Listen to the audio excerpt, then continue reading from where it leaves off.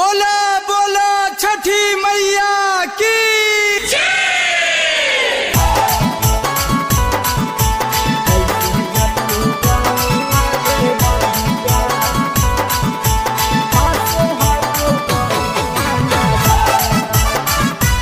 Magahi recording studio Samastipur से पूरा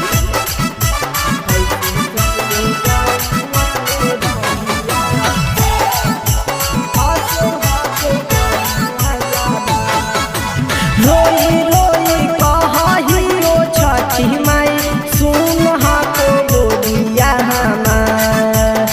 रोई रोई कही ओ छठी माई सुन हाथो बोलिया हमार।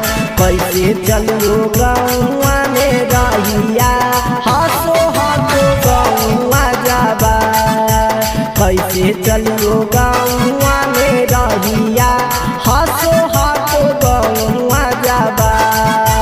सासु नदिया छठी माई ले हाथो ठुलहबा मजा। सासु नदिया छठी माई ले हाथो ठुलहबा मजा। कैसे चलियो गौआ में रहिया हसो हाथो गौआ जाबा।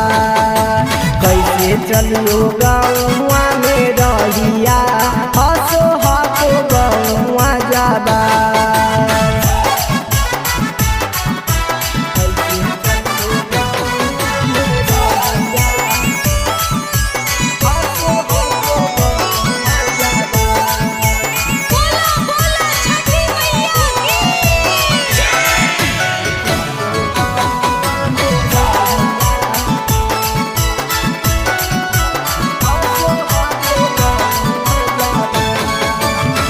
अब की हम करबो छठ माई तोहारो पूजना माजी।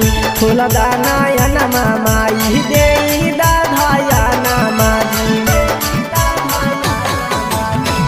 अब की हम करबो छठ माई तोहारो पूजना माजी। फूल दाना नमा माई दे दाधाया माजी।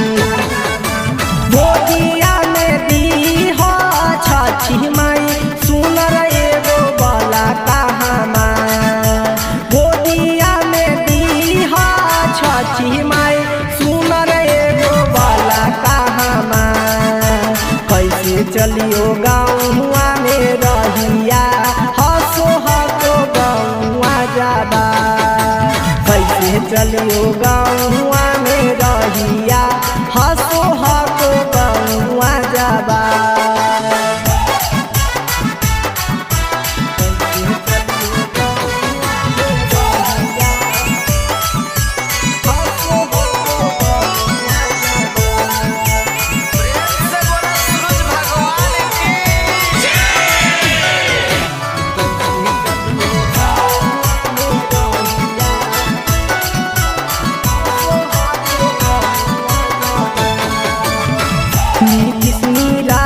देवर राखो हो खयाल दी उनका पर छठी मैया के दाधाया नदी।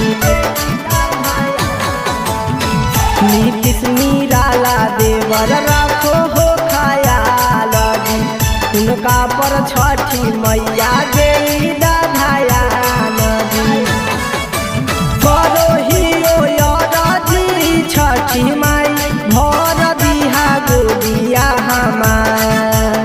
करो ही ओ राजी छठी माई भर दिहा गोदिया हमार। कैसे चलियो गौआ के गलिया हसो हाथो गौआ जाबा। कैसे चलियो गौआ के गलिया हसो हाथो गौआ जाबा। presented by Maghi Films।